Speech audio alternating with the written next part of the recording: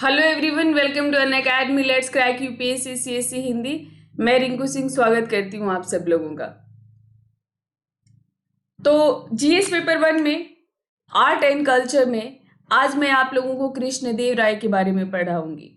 मैंने एक दिन पूरा आप लोगों के साथ डिस्कस किया था और मैंने आप लोग को बताया था कि कृष्णदेव राय पर आप लोगों का क्वेश्चन पूछा जा चुका है। और क्योंकि कृष्णदेव राय एक साहित्य प्रेमी, कला प्रेमी, संगीत प्रेमी, वास्तुकला का विकास हुआ था और साथ में वो उतने ही एक महान शासक भी थे।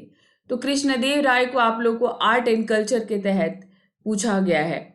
तो जैसे कृष्णदेव राय को पहले पूछा गया है, आपसे फिर पूछा जा सकता है। और अक्सर 6-7 साल में जब क्वेश्चन थोड़े से मिलते जुलते दोबारा आते हैं तो हो सकता है कि इस बार कृष्णदेव राय या फिर हम्पी के बारे में पूछा जाए। तो हम्पी के बारे में, हम्पी स्पेशली हम्पी के ऊपर मैं क्लास ले चुकी हूँ आप लोगों का। और इसके बाद आप लोग मेरे इस सेशन के बाद हम्पी वाला सेशन भी ले लेना। और ये आप लोगों को आर्ट एंड कल्चर के प्लेलिस्ट में मिल जाएगा और मेडिवल हिस्ट्री के प्लेलिस्ट में भी मिल जाएगा। ठीक है। तो अभी कृष्णदेव राय पर बस सिर्फ एक्सक्लूसिव क्लास मैंने नहीं लिया था, तो मैं कृष्णदेव राय पर आप लोगों को लेने जा रही हूं। तो अन अकेडमी जहां पर आपको आना है, आना ही है, और यहाँ पर ही आकर आपकी तैयारी, आपका प्रिपरेशन यहीं पर आकर कंप्लीट होगा। तो जल्दी से आइए आप। यहाँ जैसे ही आएंगे आपको daily live classes, test, quizzes, structure course, पूरा अनलिमिटेड एक्सेस आपको मिलेगा यहाँ पर। बस आपको एक लर्निंग ऐप डाउनलोड करना है, यहीं पर आपको कोर्स सेलेक्ट करना है और यहीं पर आपको बहुत सारे एडुकेटर्स, टॉप के एडुकेटर्स आपको मिलेंगे आपकी इस तैयारी में, जो आपकी तैयारी में बेस्ट तरीके से आपको गाइड करेंगे। और पूरा का पूरा कॉम्प्रिहेंसिव सिलेबस इस 15,000 से ज़्यादा कोर्सेज के साथ आपका कंप्लीट होगा। और जैसा कि मैंने आप लोगों को बताया था और आज भी मैं आप लोग को बता दूंगी कि 14 तारीख से और 15 तारीख से में हमारी बहुत सारी कोर्सेज अन अकेडमी पर शुरू हुई हैं और ये कोर्सेज आपके लिए बहुत बेनिफिशियल होंगी। और 2021 के लिए, 2022 के लिए, 2023 के लिए ये शुरू हो चुका है बैच। तो प्लस और आइकॉनिक 2 तरीका है अन अकेडमी पर आने का। तो जब आप प्लस सब्सक्रिप्शन लेते हो तो 44,550 में आपका 1 ईयर का, 64,800 में 2 ईयर का और 81,000 में आपको 3 ईयर का आपको मिलता है मेरे इस कोड के साथ। और जो मेरा कोड है वो कोड है आपका Rinku live. Rinku live code के साथ आपको ये 10% का डिस्काउंट मिलेगा। और आप चाहे तो आप ईएमआई से भी पे कर सकते हैं। और ईएमआई से आप पे करेंगे तो आपका महीने का बहुत कम लगता है। 1 साल का लेते हैं तो 3700, 2 साल का लेते हैं तो 2700 और 3 साल का लेते हैं तो सिर्फ 2500 रुपये आपको महीने का पे करना पड़ेगा। पर इसके लिए आपको क्रेडिट कार्ड बनाना पड़ेगा। आइकॉनिक सब्सक्रिप्शन लेते हैं तो आपका 1 ईयर का है आपका 62,550, 2 ईयर का है 96,300 और 3 ईयर का 1,26,900 रुपये हैं। ये 3 साल का है। तो आप जो भी लेते हैं उस पर आपका रिंकू लाइव कोड यूज करेंगे तो 10% का डिस्काउंट मिलेगा। और इस पर भी ईएमआई से आप पे कर सकते हैं। तो जो ये 3 साल वाला है, जो भी स्टूडेंट जो क्लास 12th में है, अभी 12th दे दिया है उन्होंने, तो वो अभी से तैयारी कर सकते हैं। ये आपका 3500 रुपये महीने का पड़ेगा। पूरे 3 साल में आपका ये पूरा पे हो जाएगा। कोई भी इस पर इंटरेस्ट नहीं है, कोई भी ईएमआई नहीं है। बहुत सारे ऑप्शनल के भी सब्जेक्ट्स हैं हमारे यहाँ पर, लगभग सभी ही हैं। और ऑप्शनल के लिए अगर आप लेते हैं तो आपको जो फी पड़ेगी वो है आपका 24,750 रुपये का 1 साल का। 2 साल का भी है, 3 साल का भी है। मिनिमम 1 साल का जरूर लेना, 1 महीने या 6 महीने के लिए मत लेना। तो सिर्फ ऑप्शनल के लिए भी आप सब्सक्रिप्शन ले सकते हो और ऑप्शनल में भी आपको अनलिमिटेड एक्सेस मिलता है, क्योंकि आपका अगर आप हिस्ट्री के लिए आप लेते हो तो हिस्ट्री मैं पढ़ा रही हूँ, मेरा तो आप पढ़ेंगे ही, मेरे साथ साथ आप हिस्ट्री पढ़ाने वाले सभी एडुकेटर्स को पढ़ेंगे।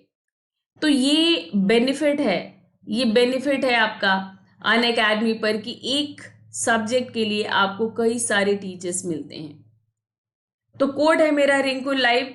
अगर आपका हिस्ट्री ऑप्शनल है या फिर आपका सोशियोलॉजी ऑप्शनल है या हिस्ट्री है तो आप मेरे कोड के साथ आइए, ये दोनों ऑप्शनल मैं पढ़ा रही हूं। तो ये मेरा टेलीग्राम लिंक है, रिंकू सिंह हिस्ट्री। यहाँ पर आप मुझे कांटेक्ट कर सकते हैं और यहीं पर मेरे सेशन का पीडीएफ आपको मिलता है। अन अकेडमी जो है संडे को, जो ऑल्टरनेट संडे होता है, ये लगभग 6 दिसंबर से शुरू हो गया है। ठीक है, तो ये 6 दिसंबर से लेकर, मतलब 6 दिसंबर से शुरू हो गया। ये आपका 11 AM अन अकेडमी एक क्वेस्ट लेता है जिसे कॉम्बैट कहते हैं। 45 मिनट में आपको 60 क्वेश्चन करने होंगे। 45 मिनट में 60 क्वेश्चन, कुल 13 कॉम्बैट्स हैं और इसमें 6 सेक्शंस हैं आपके। और इसमें अगर आप जो है स्कोर करते हो आप, तो इसमें आपका एप्पल मैकबुक है फर्स्ट प्राइज, सेकंड प्राइज है आपका Apple iPad mini, third prize है आपका एप्पल एयरपॉड्स, यानी आप जो ईयरफोन लगाते हो, और आपके जो है 1000 के अमेजॉन वाउचर्स मिलेंगे जो टॉप 100 में आएंगे। तो पढ़ाई भी होगी आपकी और पढ़ाई के साथ साथ आपको प्राइजेस भी मिलेंगे। तो ये अन अकेडमी पर आपको मिलने वाला है। साथ में ऑल इंडिया लेवल पे है ये कंपटीशन, तो आपको अपना रैंक भी पता चल जाएगा। और स्पेशली 2021 वालों के लिए मैं बता दूं कि आपका 27 जून को आपका प्रीलिम्स है, 6 महीने बचे हैं एग्जैक्ट। आपको आपके लिए एक एक्सक्लूसिव बाइलिंगुअल बैच शुरू हुआ है, चैंपियंस, जो 15 दिसंबर से शुरू हो गया है। ये 15 दिसंबर से ये शुरू हो गया है और इसमें आपका मतलब आज से ये शुरू हो गया है। और ये जो है आपका, इसमें टॉप के एडुकेटर्स आपको 6 महीने में पूरा का पूरा जीएस आपका कवर कराएंगे। और 14 दिसंबर से बहुत सारे बैचेस शुरू हो गए हैं, बहुत सारे। तो इसमें जो है आपका 2021 के लिए, 2022 के लिए, 2023 के लिए कई सारे बैचेस शुरू हुई हैं। और इसमें आपका बाइलिंगुअल भी है, हिंदी मीडियम से भी है और इंग्लिश मीडियम से भी है। तो बाइलिंगुअल जो है, बाइलिंगुअल में आपको कंटेंट इंग्लिश में मिलता है, एक्सप्लेनेशन हिंदी में रहती है और लक्ष्य पूरा का पूरा कंप्लीट हिंदी मीडियम, नोट्स भी हिंदी में और कंटेंट भी हिंदी में। और इंग्लिश मीडियम से एक्सपीडिशन करके शुरू हुआ है और ये आपका कंटेंट भी इंग्लिश और नोट्स भी इंग्लिश में। तो आप जो भी आपका मीडियम है, जिस तरह से भी आप कंफर्टेबल हैं, आप उस तरह से इस तैयारी को कंटिन्यू कर सकते हैं आप हमारे साथ। तो ये सभी बैचेस बहुत एक्सक्लूसिव और बेस्ट बैचेस हैं। आप ज्वाइन कीजिए अन अकेडमी, और हम भी वहाँ पर हैं। हमारा सब्जेक्ट, जैसे मेरे से हिस्ट्री अच्छा लगता है आपको, अगर पॉलिटी अच्छा लगता है आपको, तो ये पूरा मेरा ये बैच, जीएस का बैच, जीएस पेपर 1 का बैच मेरा भी चल रहा है। तो आप अलग से भी ले सकते हैं क्लासेज और मैं वहां पर आप लोग को गाइड कर दूंगी कंप्लीट तरीके से। तो विजयनगर साम्राज्य में के ही कृष्णदेव राय थे। तो आज की जो क्लास है स्पेशली कृष्णदेव राय पर है, लेकिन थोड़ा सा आप, क्योंकि कई बार हमेशा एग्जाम में इंट्रो आपको लिखना होता है, तो इंट्रो लिखने के लिए तो आपको विजयनगर साम्राज्य के बारे में जानना होगा। और आप लोगों में से बहुत सारे लोग विजयनगर साम्राज्य के बारे में जानते भी होंगे, बहुत सारे लोग। और मैं आप लोगों को इसमें थोड़ा सा मैं आप लोग को बता देती हूँ कि ये विजयनगर का जो मीनिंग है, वो मीनिंग है विजय का शहर, विजय का शहर। तो ये विजयनगर एक शहर भी था, और साम्राज्य भी था। जैसे आपने बहुत सारे साम्राज्य पढ़े, मौर्य साम्राज्य, गुप्त साम्राज्य, तो बहमनी साम्राज्य, तो ये नेम्स थे उस साम्राज्य का। और ये विजयनगर साम्राज्य कहा गया। तो ये एक शहर भी था और ये एक साम्राज्य भी था, और इसकी स्थापना 14वीं शताब्दी में की गई थी। और जब ये साम्राज्य अपने चरमोत्कर्ष पर पहुंचा तो उत्तर में कृष्णा नदी से लेकर जो पेनिनसुलर का सुदूर दक्षिण तक प्रायद्वीप में ये फैला हुआ था ये साम्राज्य। और इसकी स्थापना हरिहर और बुक्का, दो भाइयों ने मिलकर 1336 में की थी।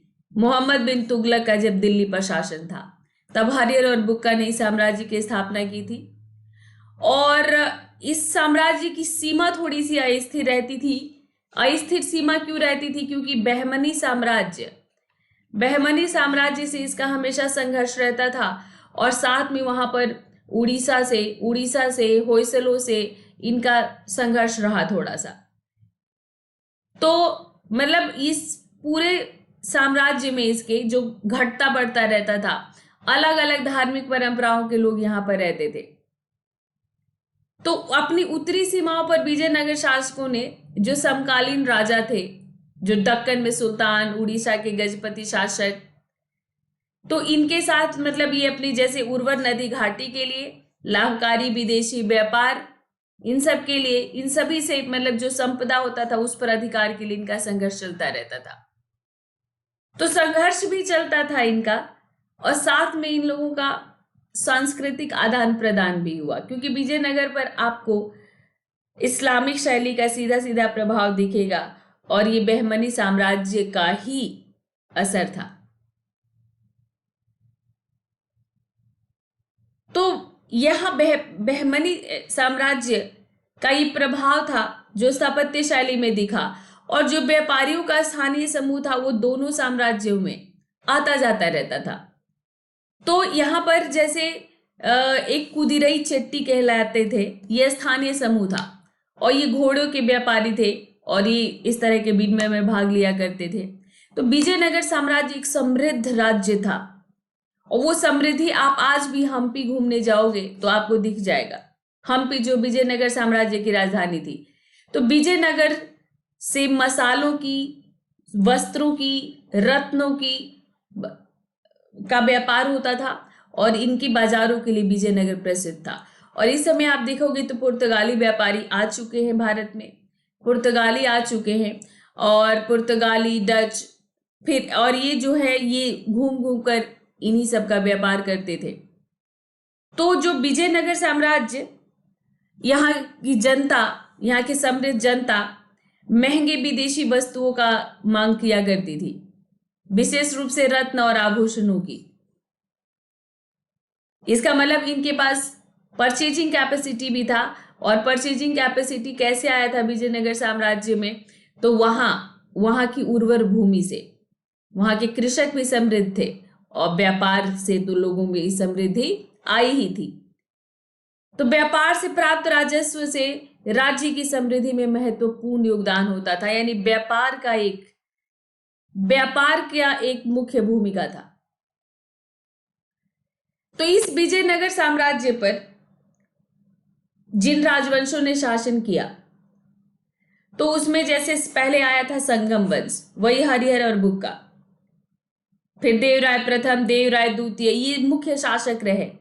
फिर आया था सालुओ वंश, और फिर आया तुलुव वंश। 1505 से 1570 तुलुव वंश है, और इसी में कृष्णदेवराय हुए। और फिर आया था आपका अराविडु वंश, ये 1570 से 1650 तक रहा अराविडु वंश।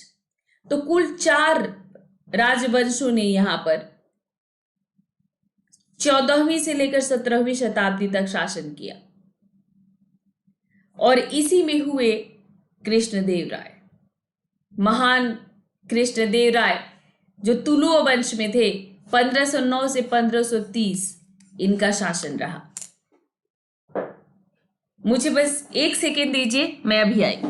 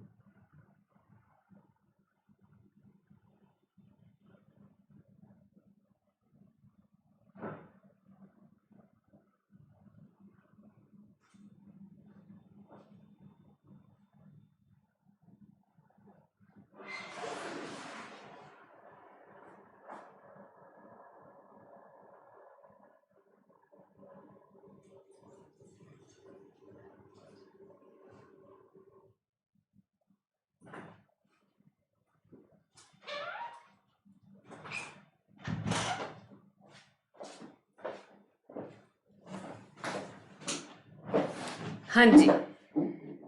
तो कृष्णदेव राय जो कि एक महान शासक जिनको कहा जाता है, तो ये एक महान विजेता थे और महान निर्माता थे और वह उतने ही बड़े ये साहित्यकार थे।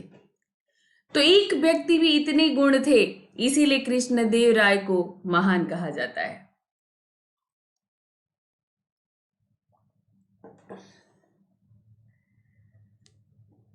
तो कुछ इतिहासकार तो ये भी कहते हैं कि विजयनगर साम्राज्य का महानतम शासक थे ये। हालांकि इस विजयनगर ने बड़े बड़े शासकों को एक तरह से जन्म दिया। देवराय प्रथम, देवराय द्वितीय, इनका भी अपना नाम है। हरिहर प्रथम, इनका भी अपना नाम है। उन्होंने तो स्थापना ही की थी, हरिहर प्रथम, हरिहर द्वितीय, देवराय प्रथम, देवराय द्वितीय, कृष्ण देव राय। और वैसे इन्हीं नामों को ज्यादा लिया जाता है। बाकी सभी शासक भी ठीक ही थे। अराविडु वंश के शासन तक आते आते थोड़ा इस वंश का पतन शुरू होता है, आप ये समझ लो। पर इन सभी में विजयनगर के इन सभी शासकों में कृष्णदेव राय को सबसे महान शासक माना जाता है। तो कृष्णदेव राय को क्यों इतिहासकार मानते हैं? कि कृष्णदेव राय जब शासक बने, कृष्णदेव राय जब राजा बने, तो इनको विजयनगर में कानून और व्यवस्था की पुनर्स्थापना ही नहीं करनी पड़ी। ये जो विजयनगर के जो पुराने शत्रु थे, बहमनी राज्य और उड़ीसा, उनसे भी इनको मुकाबला करना पड़ा था। और इसमें ये जीत के भी निकले थे। इसके अतिरिक्त पुर्तगाली, जैसा कि मैंने आपको बताया कि समय आ गए थे, पुर्तगाली आ गए थे और पुर्तगाली धीरे धीरे अपने शक्ति का विस्तार कर रहे थे। धीरे धीरे पुर्तगाली शक्तिशाली हो रहे थे। तो 1498 में जो वास्को डी गामा आया, और उसके बाद फिर जो आया था 1502 में, और उसके बाद फिर धीरे धीरे पुर्तगाली बेड़े आने लग गए, जिसमें अल्मीडा पहला पुर्तगाली गवर्नर बनकर आया। और अल्मीडा के आने के बाद से पुर्तगालियों ने अपना विस्तार करना शुरू किया। और अल्बुकर्क के समय उसने जो है 1510 में अल्बुकर्क ने गोवा पर अधिकार कर लिया था, और ये बीजापुर से गोवा इन्होंने छीनी थी।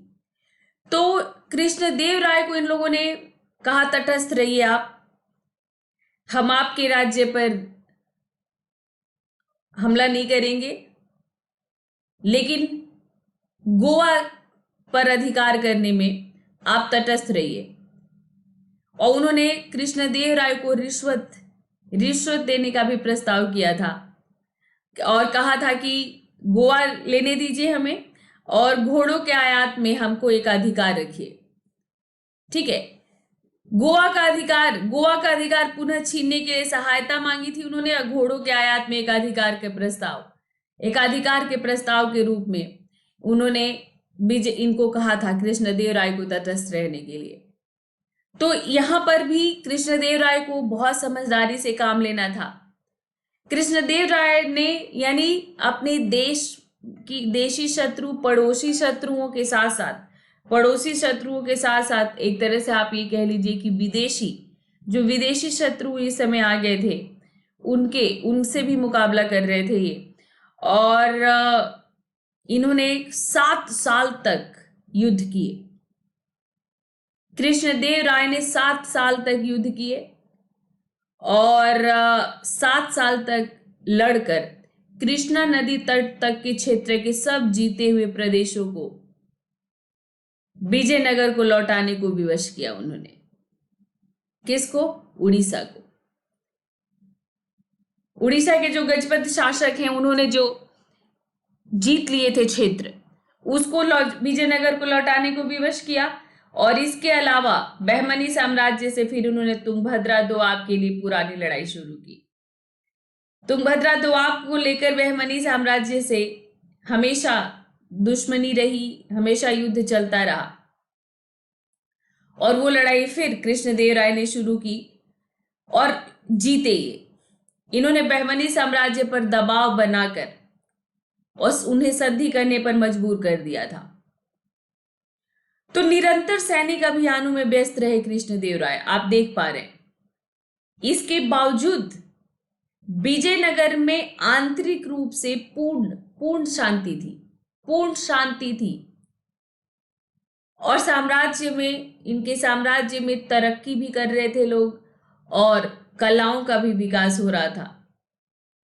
तो ये एक ऐसे शासक थे और ये यही समय था जब सबसे सर्वश्रेष्ठ मंदिर बने, गोपुरम बने, ये इन्हीं के समय पर। तो आप इन्हें महान, अभी आपको भी पढ़ते पढ़ते ऐसा लग रहा होगा कि हाँ, इन्हें महान तो कहा ही जा सकता है, कहा जा सकता है इन्हें महान। जिस व्यक्ति ने एक साथ इतने मोर्चों पर लड़ाई की और उसके बावजूद अपनी प्रजा को उन्होंने शांति व्यवस्था दी, अपने साम्राज्य में शांति व्यवस्था कायम करके रखी और कला का भी उतना ही विकास हुआ। तो ये थे कृष्णदेवराय। तो इन्होंने कृष्णदेवराय ने धर्म, सैन्य, कला सभी क्षेत्रों में उल्लेखनीय कार्य किए। बाबर इसी समय आता है और बाबर कहता है कि तुजुके बाबरी, जो कि बाबर की तुर्की भाषा में लिखी हुई आत्मकथा है। तो बाबर कहता है कि भारत में वो किसी की तारीफ नहीं करता और एक ही शासक की वो तारीफ करता है और वो कहता है कृष्णदेवराय को, वो इनको सर्वशक्तिमान के रूप में दिखाता है बाबर। सिर्फ बाबर ने कृष्णदेवराय की तारीफ की है। इन्होंने खुद आंध्र भोज की उपाधि ली थी और चौतरफा विकास तो इनके काल में हुआ ही। तो वही हम आज देखेंगे कलाओं का। ये तो एक इनके बारे में एक छोटी सी भूमिका थी, आप लोगों के लिए जानकारी थी। जब आप इंट्रो लिखने लग जाते हो तो कई बार जब क्वेश्चन आता है तो यही नहीं समझ आता है शुरुआत कैसे करें। तो ये जब पृष्ठभूमि आपको पता रहता है, पूरी जानकारी पता रहती है, तो खट से लिखना आप शुरू कर देते हो। और कृष्णदेव, वैसे तो आज मैंने ये आर्ट एंड कल्चर के तहत ये सेशन है और मैंने आप लोगों को जैसे कई बार विजयनगर पढ़ाया है, तो विजयनगर का प्रशासनिक दृष्टिकोण से भी विजयनगर महत्वपूर्ण है। वैसे भी विजयनगर महत्वपूर्ण है और ये विजयनगर का ये जो चौतरफा विकास हुआ, इसमें जो कला का जो विकास हुआ, तो आर्ट एंड कल्चर के तहत हम उनकी कला के विकास की ही बात करेंगे और इसी पर आपका क्वेश्चन पूछा गया है।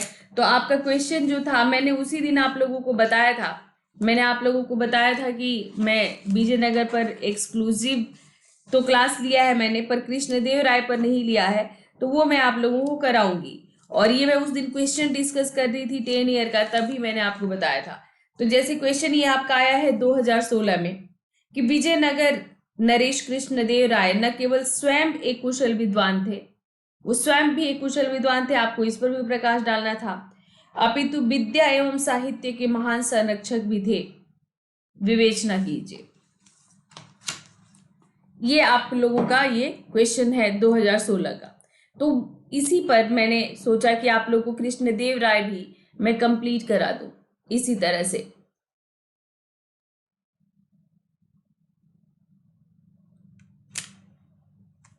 तो सबसे पहले हम लोग बात करते हैं कि कृष्णदेव राय के बारे में एक साहित्य के संरक्षक के रूप में और साहित्यकार के रूप में। सबसे पहले बात करते हैं, एक सेकेंड दीजिए।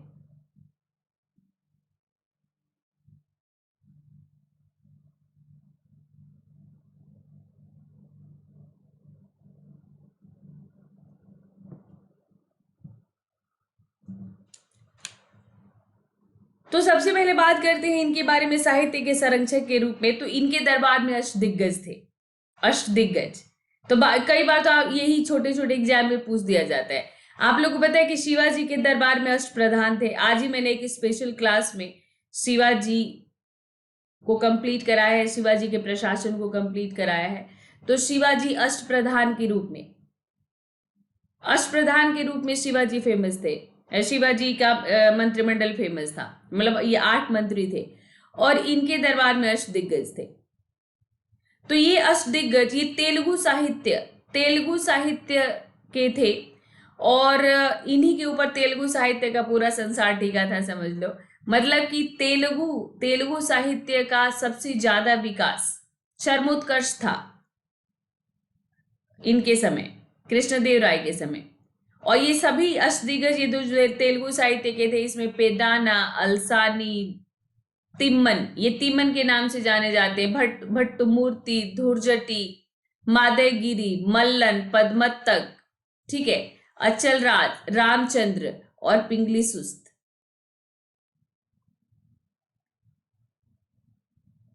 ठीक है, ये थे। तो इसमें पेड्डाना, अलसानी, नंदा, तिम्मन, भट्टमूर्ति, धुर्जटी, मदयगिरी, मल्लन, पद्मतक, अचलराज, रामचंद्र और पिंगली सुत, ये आपके 8 अष्ट दिग्गज थे ये। और इनमें जो अलसानी थे, ठीक है, इनमें जो अलसानी थे यानी ये शुद्ध इनका यही है, अतलसानी या अलसानी लिखा जाता है। ये इनको तेलुगु कविता का पितामह कहा जाता है। इनको तेलुगु कविता का क्या कहा जाता है? पितामह। तो ऐसे भी आप लोगों को पूछा जाता है, साहित्य आपका आर्ट एंड कल्चर का पार्ट है, तो आप इसको ऐसे ही याद रखिएगा। तो तेलुगु कविता के पितामह कौन कहे जाते हैं? अलसानी। तो ये पूरे अष्टदिग्गज थे, अष्टदिग्गज थे, हर जगह इनका नाम आपको नहीं मिलता है, मैंने यहां पर दिया है। जो पेदाना थे उनकी बहुत ख्याति थी। तेलुगु लेखकों में पेदाना का ऊंचा स्थान था। पेदाना, इंग्लिश में पेदाना हो जाते हैं, वैसे हिंदी में पेदन भी लिखा जाता है। तो पेदन की जो महत्वपूर्ण कृतियां रही, मनुचरित, जो उत्तर भारत का एक आचार संहिता, धार्मिक आचार संहिता पर ये जो ग्रंथ है, तो मनुस्मृति जिन्होंने लिखी थी, उन पर एक किताब है मनुचरित। तो मनुचरित लिखा था इन्होंने। स्वरोचित संभव एक इनकी दूसरी किताब थी, और एक और इनकी महत्वपूर्ण कृति थी हरि कथा शरणम। तो पेदाना ने ये सभी जो है तेलुगु में इन्होंने लिखा था, मनुचरित, स्वरोचित संभव और हरि कथा शरणम। तो दक्षिण के भाषाओं में तमिल सबसे पुराना है, और तेलुगु साहित्य का विकास जो है इनके समय सबसे ज्यादा होता है। तेलुगु के एक दूसरे विद्वान थे नदी तिम्मन एक दूसरे विद्वान थे, और उन्होंने एक किताब लिखी परिजात पहरण की एक किताब लिखी। नदी तिम्मन ने परिजात पहरण नाम की एक किताब लिखी। तो ये सब तेलुगु साहित्य की बड़ी बड़ी किताबें हैं, बड़े बड़े ग्रंथ हैं जो कृष्णदेव राय के समय लिखे गए। और तेनालीरामन सबसे बुद्धिमान दरबारी और साहित्यकार इनके थे, तेनालीरामन। तो तेनाली इनका नाम था रामलिंगम। इनका जो मुख्य मतलब इनका जो अपना रियल वास्तविक जो नाम था, इनका वास्तविक नाम रामलिंगम था। तेनाली गांव के थे ये, तो तेनाली गांव का होने के कारण इनको तेनाली राम कहा जाने लग गया। रामलिंगम से राम ले लिया गया और इनके गांव के नाम से तेनाली, तो तेनाली राम कहा जाने लग गया। और इन्होंने पोंदुरंग महात्म्य नामक ग्रंथ की रचना की थी। तो आपको पता है ये जो तेनाली रामन है, इन पर जब दूरदर्शन ने इन पर एक सीरियल शुरू किया था, और बड़ा अच्छा लगता था, आनंद आता था इस सीरियल को देखने में। तो हर एपिसोड में एक नई कहानी होती थी। और जैसे अकबर बिरबल का आप लोग सुनते हो ना, अकबर बिरबल, इन पे भी बहुत सारी रोचक कहानियां दिखाया जाता है। इस पर कार्टून भी आते, कार्टून की किताब भी आती थी। उसी तरह से कृष्ण देव राय और तेनालीरामन पर किताबें हैं। ठीक है, उसी तरह से किताबें भी आती थी और इनके ऊपर सीरियल भी आया था। और बहुत बहुत इंटरेस्टिंग, तेनालीरामन को उतना ही बीरबल बीरबल की तरह ही एक, 1 सेकेंड,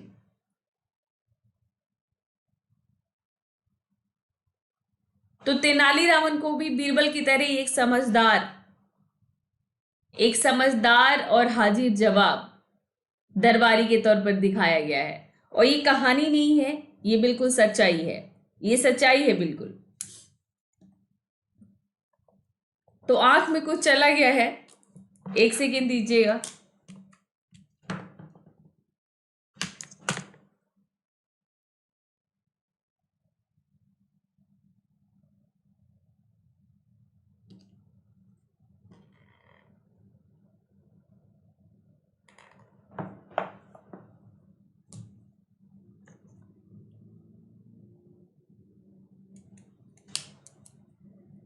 तो ये थे तेनालीरामन। Thank you. कृष्णदेव राय, आपके प्रश्न में भी है कि कृष्णदेव राय ना सिर्फ खुद स्वयं एक विद्वान व्यक्ति थे, ऐसे करके था क्वेश्चन, यानी कृष्णदेव राय खुद भी स्वयं भी एक विद्वान थे। तो कृष्णदेव राय एक विद्वान व्यक्ति के रूप में, एक विद्वान व्यक्ति के रूप में, या फिर आप ये कह सकते हैं साहित्यकार के रूप में, एक साहित्यकार। और योद्धा के रूप में तो मैंने आपको बता ही दिया।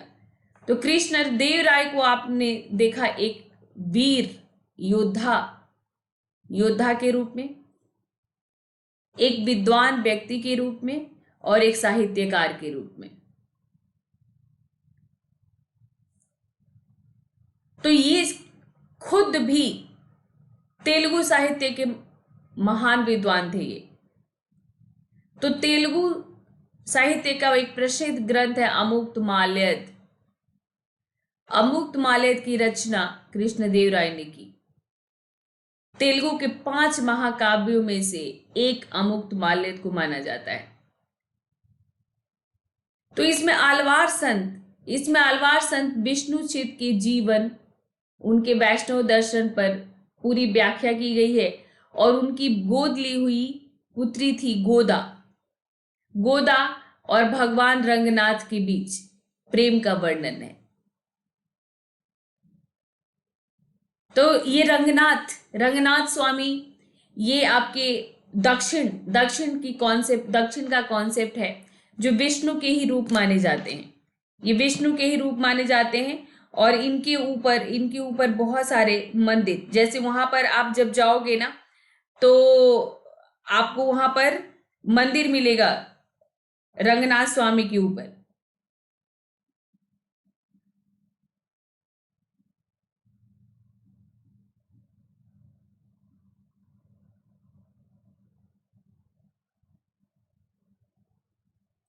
और ये जो टेम्पल्स हैं, ये टेम्पल्स बहुत बहुत ही ज्यादा विख्यात हैं। ठीक है, बहुत ही ज्यादा विख्यात हैं। और ये आपको जगह जगह पर ये मिलेगा आपको रंगनाथ। तो ये आपको हम्पी में तो मिलेगा ही, ये आपको हम्पी में भी मिलेगा। इसके साथ साथ ये आपको मदुरै में भी मिलेगा रंगनाथ स्वामी टेम्पल। मतलब तो तमिलनाडु में जगह जगह पर रंगनाथ स्वामी का मंदिर मिलता है। तो ये जो है रंगनाथ स्वामी के रूप में ये विष्णु की जो कल्पना की गई, तो ये आपको उत्तर भारत में नहीं पहुंचे, ये दक्षिण में ही रह गए। तो जैसे आप देखते हो ना विट्ठल, ये जो विट्ठल देव थे, ये विट्ठल देव भी विष्णु के रूप माने गए। रंगनाथ स्वामी भी विष्णु के रूप माने गए, पर इनके जो मंदिर बने वो दक्षिण में ही बने। तो आलवार संत जो विष्णुचित थे, उनकी जो पुत्री थी गोदा, तो गोदा का भगवान रंगनाथ के साथ एक तरह से प्रेम दिखाया, गोदा को भी उसी रूप में दिखाया गया। तो इनके बीच प्रेम का वर्णन इन्होंने की है अपने इस किताब में अमुक्तमाल्यद में। इसी तरह इन्होंने एक किताब लिखी मदालसा चरित।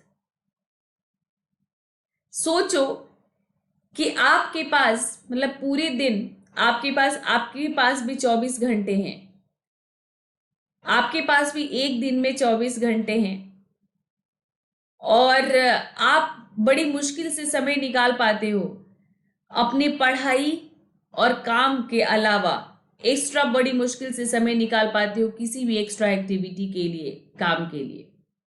और कृष्णदेव राय जैसे शासक जो इतने मोर्चों पर लड़ रहे थे, काम कर रहे थे, एक प्रशासक के तौर पर आप एक कलेक्टर बन जाओगे जिले का तो आपको नींद नहीं आएगी, इतना आपको काम दे दिया जाएगा। और इन्होंने इतनी किताबें लिख डाली। तो मैं जब भी पढ़ती हूँ कृष्णदेव राय के बारे में तो मैं ये सोचती हूँ कि कृष्णदेव राय लिखते कब होंगे, और ये कितना उनका ये पैशन होगा कि इतने व्यस्तता के बाद भी वो लिखने के लिए भी समय निकाल लेते थे। तो इन्होंने जो है मदालसा चरित भी, अमुक्तमाल्य तो सबसे फेमस किताब है इनकी, क्योंकि ये 5 तेलुगु महाकाव्यों में से एक है। इन्होंने मदालसा चरित भी लिखी, और इसमें महारानी मदालसा और महारानी मदालसा ना इसमें अपने नवजात शिशु के लिए गीत गाती हैं, तो उन गीतों को इसमें उन्होंने लिखा। इसके अलावा उन्होंने एक सत्यवाद परिणय और रास मंजरी नामक पुस्तक की भी रचना की। और तेलुगु के साथ साथ ये संस्कृत के भी महान विद्वान थे। तो इन्होंने संस्कृत में भी एक ग्रंथ लिखा था जिसका नाम था जामवती कल्याणम। ये एक नाटक था। तो जामवती कल्याणम इन्होंने संस्कृत में भी एक ग्रंथ लिखा। तो कृष्णदेव राय स्वयं भी एक विद्वान थे, एक महान साहित्यकार थे, और इतनी सारी किताबें इन्होंने लिखी। कन्नड़ साहित्य को भी संरक्षण दिया था उन्होंने अपने दरबार में। कृष्णदेव राय ने अपने दरबार में कन्नड़ साहित्यकारों को भी संरक्षण दिया। तो इनके दरबार में मल्लानार्थ नामक एक कन्नड़ विद्वान रहता था, और उसने जो किताबें लिखी उसमें एक वीर सवे मृत और भवचिंता रत्न नामक पुस्तक लिखी। चाट विठ्ठलानाथा ने भागवत नामक पुस्तक लिखी।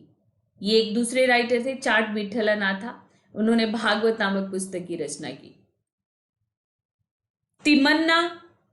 तिम्मन्ना जो कि कन्नड़ साहित्य के एक बड़े नाम है, इन्होंने कृष्णदेव राय के पर एक प्रशस्ति लिखी थी जिसका नाम है कृष्णदेव राय भारत के नाम से वो फेमस है। तो ये प्रशस्ति का मतलब आप क्लास 6 में ही एनसीईआरटी में आपको बता दिया जाता है कि प्रशस्ति का मतलब होता है प्रशंसा। प्रशस्ति का मीनिंग होता है प्रशंसा, और जो किसी राजा के लिए कोई एक लेखक लिखता है उसकी तारीफ में, उसकी प्रशंसा में जब बातें लिखता है तो उसको प्रशस्ति कही जाती है। जो कृष्णदेव राय भारत के नाम से वो फेमस है, तिम्मन्ना की लिखी हुई कन्नड़ में प्रशस्ति। तो इन्होंने तेलुगु और संस्कृत के तो खुद के विद्वान थे ही, और तेलुगु का चरमोत्कर्ष काल माना ही जाता है कृष्णदेव राय का काल। इसके साथ साथ कन्नड़ साहित्य का भी विकास हुआ। आप ये कह सकते हैं कि मतलब ओवरऑल साहित्य का विकास इनके समय होता है। इन्होंने संस्कृत साहित्य, खुद जामवती कल्याणम नाम की किताब तो लिखी ही थी। कृष्णदेव राय के गुरु थे व्यास तीर्थ। तो कृष्णदेव राय के जो गुरु थे व्यास तीर्थ, उन्होंने एक पुस्तक लिखी जिसका नाम है न्यायमृत। तो ये अद्वैत दर्शन की प्रतिक्रिया में इन्होंने लिखा था।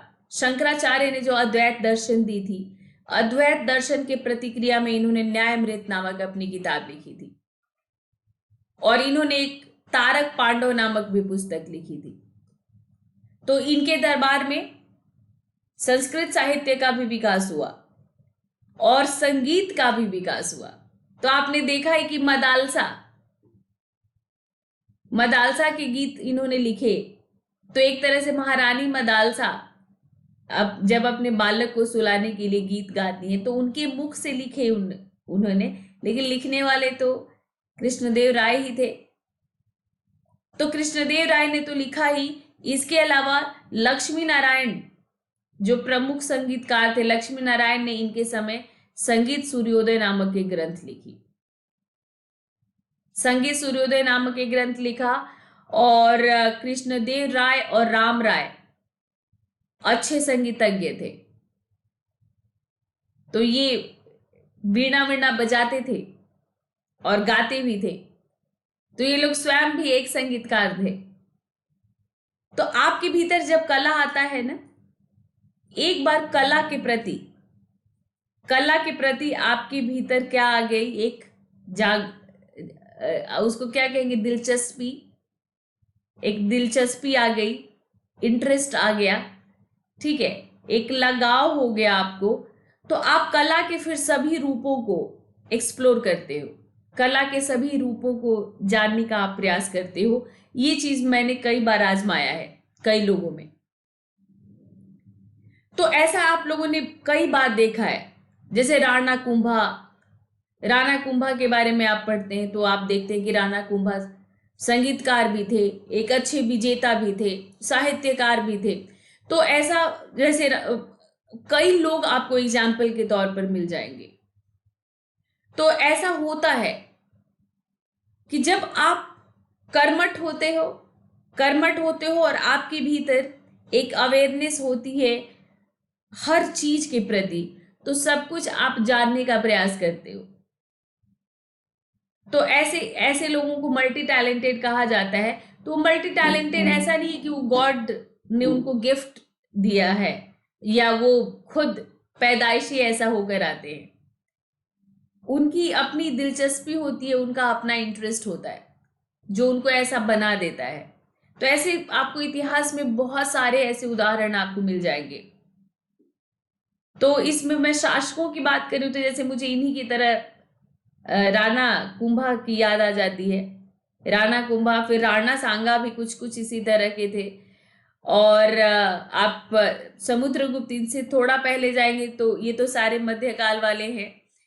मध्यकाल क्या मतलब, यहाँ से आधुनिक काल ही शुरू हो जाता है। और लेकिन फिर भी अंग्रेजों के आने के पहले की बात है। तो आप इसको जो है हम लोग रख देते हैं, हमेशा इसको हम लोग मध्यकाल में ही रख देते हैं, ठीक है। ये सहिष्णु शासक के रूप में भी काफी विख्यात है। इनकी सबसे बड़ी उपलब्धि थी कि इनके शासनकाल में साम्राज्य में सहिष्णुता थी, एक भावना पनपी लोगों में सहिष्णुता की। तो ये अपनी प्रजा के बीच कोई फर्क नहीं करते थे, अपने व्यापारियों के बीच कोई फर्क नहीं करते थे, अपने प्रजा और व्यापारियों के बीच ये कोई फर्क नहीं करते थे, कोई भेदभाव ये नहीं करते थे।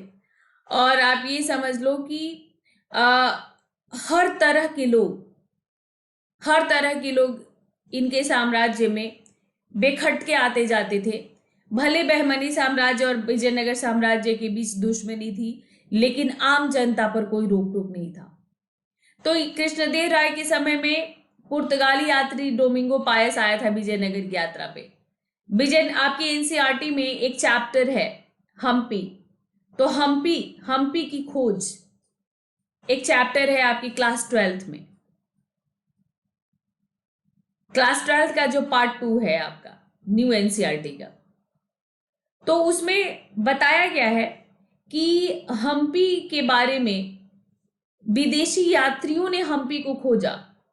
और जो अंग्रेजी शासन के समय, ब्रिटिश शासन के समय जो सर्वेयर थे, उन्होंने हम्पी को खोजा विदेशी यात्रियों को पढ़कर। तो ये उनकी खोज है हम्पी। और जब लोग हम्पी गए और हम्पी की जब खुदाई शुरू हुई और हम्पी के खंडहरों को देखा गया, तो पता चला कि अच्छा, ये तो हम्पी एक महान नगर हुआ करता था कभी। तो फिर पता चला कि अच्छा, यहां पर विजयनगर का शासन था।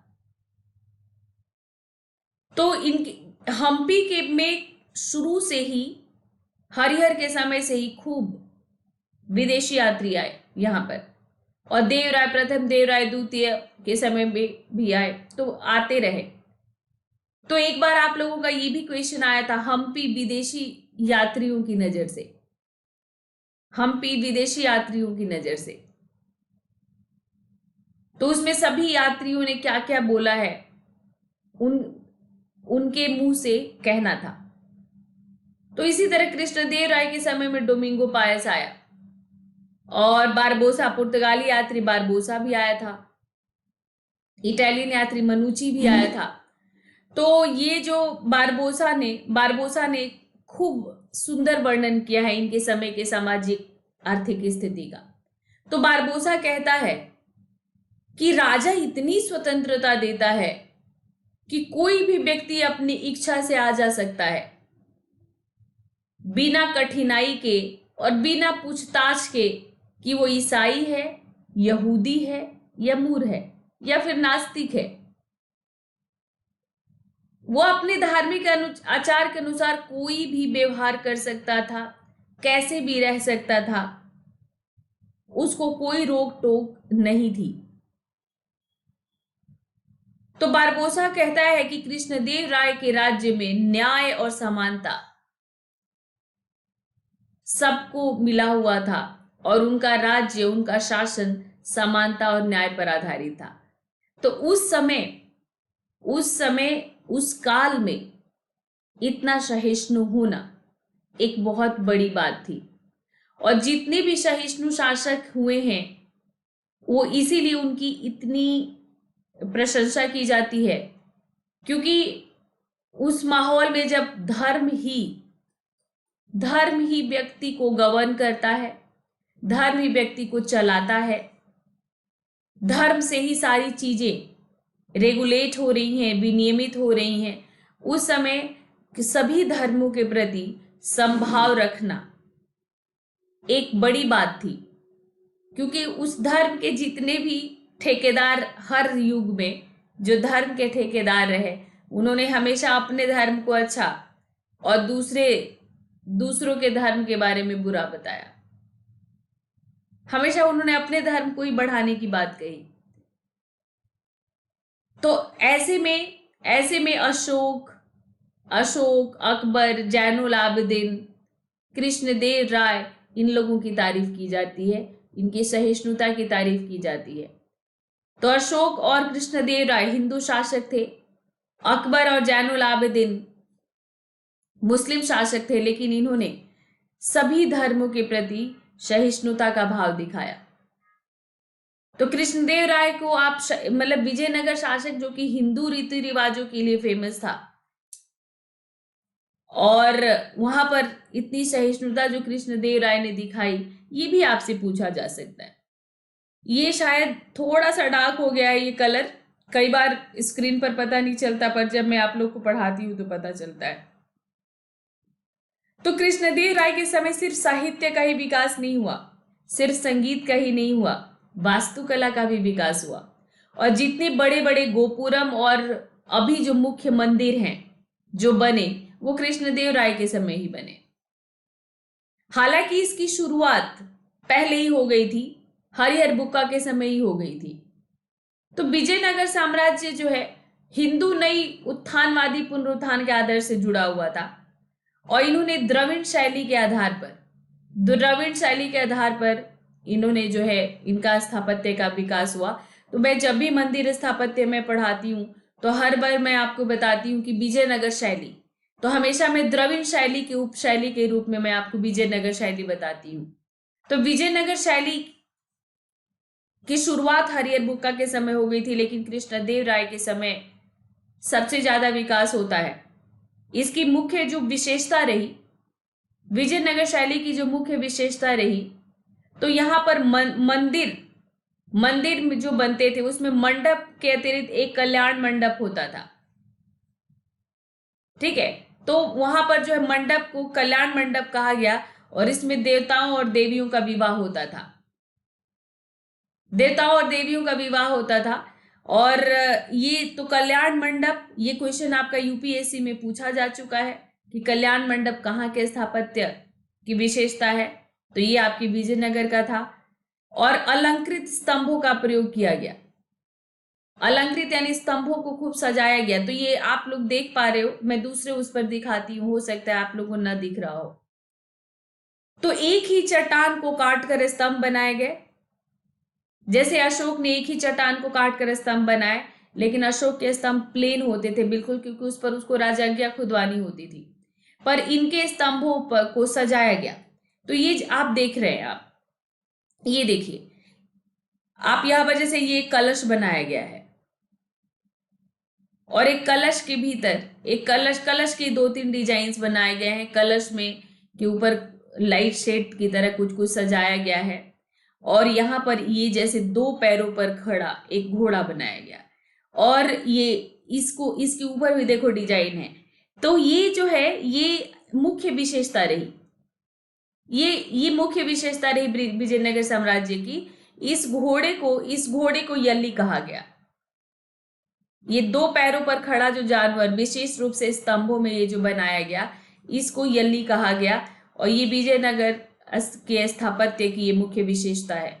और ये हजारा राम स्वामी का मंदिर मैं आप लोगों को दिखा रही हूं, जो कि कृष्णदेव राय के समय में बना। तो उसमें 56 खंबे हैं। हजारा राम स्वामी के मंदिर में 56 खंबे हैं, जहां से संगीत की ध्वनि की आवाज आती है। तो बेहतरीन मंदिरों का निर्माण, कई महत्वपूर्ण भव्य गोपुरम, यानी मंदिर जो पहले से हरिहर के समय, देवराय प्रथम द्वितीय के समय जो मंदिर बने थे, उनमें भव्य गोपुरम यानी प्रवेश द्वार इनके समय ही जोड़े गए, कृष्णदेव राय के समय ही जोड़े गए। और कृष्णदेव राय ने अपनी मां के नाम पर विजयनगर के समीप ही एक नगलपुरम नामक उपनगर बसाया था। तो ये भी याद रखिएगा, नगलपुरम कहां पर है, नगलपुरम कहां पर है, तो विजयनगर के बगल में है। विजयनगर के बगल में ही उन्होंने नगलपुरम नामक एक नगर बसाया था अपनी माता के नाम पर। तो कृष्णदेव राय द्वारा बनाया गया मुख्य मंदिर हजारा और विठल स्वामी।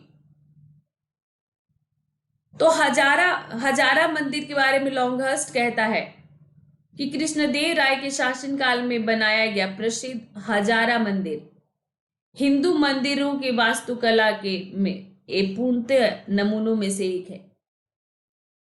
हिंदू मंदिरों की वास्तुकला के कंप्लीट एक एग्जाम्पल है ये हजारा राम स्वामी का मंदिर। तो ये हजारा राम स्वामी के मंदिर की विशेषता, ये आप जो ये देख रहे हो ना, ये इनकी दीवारों पर ये मूर्ति कला जो बनाई गई है, पूरी दीवार को आप ये देखो, पूरी दीवार को सजाया गया है, और इस पर जो है रामायण के कुछ दृश्य उकेरे गए हैं। यानी केवल ऐसे ही नहीं उकेरा गया है, इस पर कोई न कोई कहानी कही गई है। तो इस पर रामायण के लिए भी, रामायण से लिए गए दृश्यों को उकेरा गया है इसकी दीवारों पर। और ये मंदिर ये सिर्फ राजा के परिवार के लिए ही उपयोग किया, मतलब मिलाया जाता था, केवल ये आम जनता के लिए नहीं खोला गया था। इसमें केवल राजा और उनके परिवार यानी राजकीय परिवार ही इसमें दर्शन करता था इस मंदिर में। तो क्योंकि इस मंदिर की दीवारों पर रामायण के दृश्य उकेरित हैं, अंदर भी जो है विष्णु की ही मूर्ति है, तो इसको हजारा राम स्वामी का मंदिर कहा गया। और विरूपाक्ष और विठल मंदिर भी इनके समय पर बने, पर ये जो विरूपाक्ष मंदिर है, ये देखो, ये विठल मंदिर है और ये विरूपाक्ष मंदिर है। तो ये जो विरूपाक्ष मंदिर है, इसको कहते हैं कि ये कई बहुत दिनों तक मतलब ये बनता रहा विरूपाक्ष मंदिर। विरूपाक्ष मंदिर का निर्माण पहले से ही हो रहा था, इसमें आगे का मुख्य सभा भवन वगैरह कृष्णदेव राय ने जोड़ा था, लेकिन विठल मंदिर का निर्माण इन्हीं के समय में हुआ। तो ये जो देखो विठल मंदिर का ये फ्रंट वाला भाग है, जहां पर रथ का शेप दिया गया है, मंदिर के लिए रथ का आकार दिया गया है। और जब इससे थोड़ा सा उस रथ को छोड़ते हुए आओगे तो आपको ये दिखेगा, ये खंबेदार, ये 56 खंबे वाला, ये 56 खंबे वाला ये मंदिर है और यहां से संगीत की ध्वनि आती है, संगीत की ध्वनि आती है यहां से। ये बहुत कई बार पूछा गया है एग्जाम में, अलग अलग एग्जाम्स में, और ये आज भी रहस्य बना हुआ है कि संगीत की ध्वनि आती कैसे है। आप खंभों को जब थोड़ा थपथपाएंगे तो फिर संगीत की ध्वनि आने लग जाती है। हालांकि अब इसको बचाया जा रहा है, अब इसको जो टूरिस्ट लोगों से इसको अब बचाने की कोशिश की जा रही है, नहीं तो ये गिर जाएगा, गिर जाएगा मतलब इसको नुकसान पहुंच रहा है इसको। तो विरूपाक्ष मंदिर जो मैंने बताया, ये इसका कई शताब्दियों में हुआ था, ठीक है, कई शताब्दियों में, मतलब ये इसका सबसे प्राचीन जो मंदिर था, ये जो आप देख रहे हैं, ये जो आप देख रहे हैं ना, ये जो बीच में है, ये सबसे पुराना, मतलब ये मुख्य मंदिर यही है। और ये जो आप देख रहे हो ये गोपुरम है, ये गोपुरम है। तो ये जो गोपुरम है इनके समय पर जोड़ा गया था। सामने बना मंडप, मुख्य मंदिर के सामने बना जो मंडप है वो कृष्णदेव राय के राज्यारोहण के उपलक्ष्य में बनाया गया था और गोपुरम जोड़े थे इन्होंने। तो जो विरूपाक्ष हैं, विरूपाक्ष जो देवता है, ये विरूपाक्ष भी जो है एक मतलब दक्षिण के ही देवता हैं, आप समझ लो। विरूपाक्ष को के नाम पर आपको यहां पर नहीं, आपको उत्तर भारत में नहीं मिलेगा, ठीक है, उत्तर भारत में आपको विरूपाक्ष के नाम पर मंदिर नहीं मिलेगा, ठीक है। लेकिन ये जो विरूपाक्ष, ये कर्नाटक में ही ज्यादा फेमस हुए। और ये जो विरूपाक्ष थे, ये जैसे रंगनाथ स्वामी आपके विष्णु के अवतार थे, वैसे ये जो विरूपाक्ष थे, ये विरूपाक्ष ये शिव के रूप माने गए थे। और इसमें जो है एक तरह से कर्नाटक में जो इन देवता की जो पूजा आरंभ हुई, कहते हैं, इतिहासकार कहते हैं कि ये उन्हीं माध्यमों का द्योतक है। आपके एनसीईआरटी भी कहती है उन्हीं माध्यम, यानी उनके थ्रू हुआ। जैसे कि मतलब विजयनगर में जिस तरह से एक साम्राज्यिक संस्कृति का निर्माण हुआ और विजयनगर के शासकों ने अलग अलग परंपराओं को एक तरह से आत्मसात किया, ठीक उसी तरह से, मतलब उसी तरह से ये विरूपाक्ष की पूजा का भी है।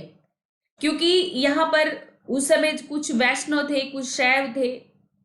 यहां पर आप देख रहे हो कि विष्णु और शिव दोनों के मंदिर मिलते हैं। तो ये एक तरह से समन्वय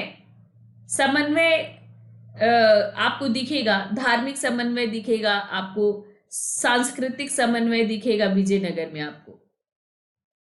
तो ये उसी तरह से यहाँ पर हर तरह का समन्वय आपको देखते हुए कहा जाता है कि विजयनगर के शासक सिर्फ आस्था देखते थे, धर्म में वो आस्था देखते थे, वो ईश्वर विष्णु हो या शिव हो, ठीक है, और वो वास्तुकला में खूबसूरती देखते थे, वो इस्लामिक शैली से लिया गया हो या फिर वो हिंदू शैली हो। तो वही बात आपकी यहां पर कही गई है। तो इस मंदिर, कई मंदिरों की तरह इस मंदिर में भी सभागार बनाया गया है, यानी सभागार को क्या कहा गया यहां पर, कल्याण मंडप। कल्याण मंडप बनाया गया है। रथ के आकार का एक अनूठा मंदिर भी है। और मंदिर परिसर की सबसे बड़ी विशेषता, विठल स्वामी विरूपाक्ष मंदिर की बात बता रही हूं, इसमें जो है रथ और गलियां हैं, रथ और गलियां ये मंदिर के गोपुरम से सीधे रेखा में जाती हैं, सीधे रेखा में मंदिर के गोपुरम से जाती हैं रथ और गलियां,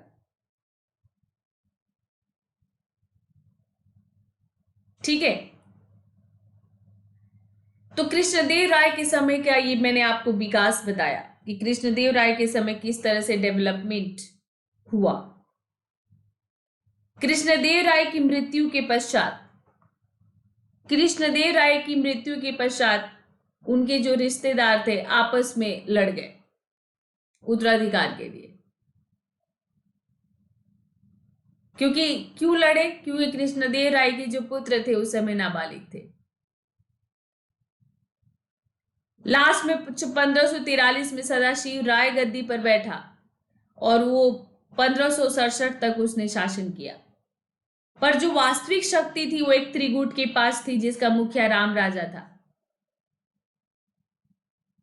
तो राम राजा हमेशा पंचायत करता रहता था। पंचायत इन द सेंस की उसने सोचा कि सबको अपने दुश्मनों को आपस में लड़ा के रखो तो मेरी गद्दी हमेशा सुरक्षित रहेगी, विजयनगर सुरक्षित रहेगा। उसी में ये उल्टा फंस गया। ये पहले बीजापुर, गोलकुंडा, अहमदनगर जो बहमनी साम्राज्य से टूट कर बने थे उनको लड़ा रहा था आपस में, और ये उसके विरुद्ध आपस में मिल गए। ये उसके विरुद्ध आपस में, विजयनगर के विरुद्ध आपस में मिल गए और इन्होंने आपस में एक संयुक्त सेना बना ली और विजयनगर पर हमला कर दिया। और 1565 में ये युद्ध हुआ, जिस तालीकोटा के निकट ये हुआ था, तो इसे तालीकोटा का युद्ध भी कहते हैं, बनीहट्टी का भी युद्ध कहते हैं, और इस युद्ध को राक्षस टंगड़ी भी कहते हैं। राक्षस टंगड़ी का युद्ध भी कहते हैं इसको। राजा राम को घेर कर, इसमें राम राजा नाम था इसको, उसको घेर कर पकड़ लिया गया और मार डाला गया। तो ये जो लड़ाई थी राक्षस टंगड़ी युद्ध, ये विजयनगर के साम्राज्य में मतलब शानदार युग का अंत माना जाता है। इसके बाद भी 100 साल तक विजयनगर घिसट घिसट के चलता रहा, लेकिन राजनीतिक दृष्टि से इसका कोई विशेष महत्व नहीं रह गया और विजयनगर का पतन हो गया। इसके बाद यहां पर अराविडु वंश आता है, नायक शासक आते हैं। तो ये थे कृष्णदेव राय। उम्मीद है कि अब कृष्णदेव राय पर जिस तरह से भी प्रश्न आएगा आप लिख पाएंगे, चाहे धर्म सहिष्णु शासक के रूप में, साहित्यकार के रूप में, एक विद्वान के रूप में, विजयनगर के महानतम शासक के रूप में, एक विजेता के रूप में, जैसे भी पूछा जाएगा आप कृष्णदेव राय को लिख पाएंगे। और हम्पी की वास्तुकला भी अब लिखेंगे आप, और हम्पी की वास्तुकला पर यही है उसकी विशेषता, जो यली वगैरह मैंने बताया, रथ मंदिर वगैरह, इंडो इस्लामिक शैली का इस पर प्रभाव है। और हम्पी की वास्तुकला के लिए आप आर्ट एंड कल्चर सीरीज में स्पेशली हम्पी भी पढ़ लेना, उसमें कुछ किले वगैरह मिल जाएंगे। मतलब हम्पी की वास्तुकला में आपको जो रॉक कट जो स्तंभ बने और जिस पर यली बना हुआ था, मतलब पत्थर को काट काट कर स्तंभ बने और उस पर यली बन, 2 पैरों पर खड़ा जानवर यली, और कल्याण मंडप, ठीक है, कल्याण मंडप विशेषता मैं बता रही हूं आपको। कल्याण मंडप ये मंदिरों की मुख्य विशेषता रही।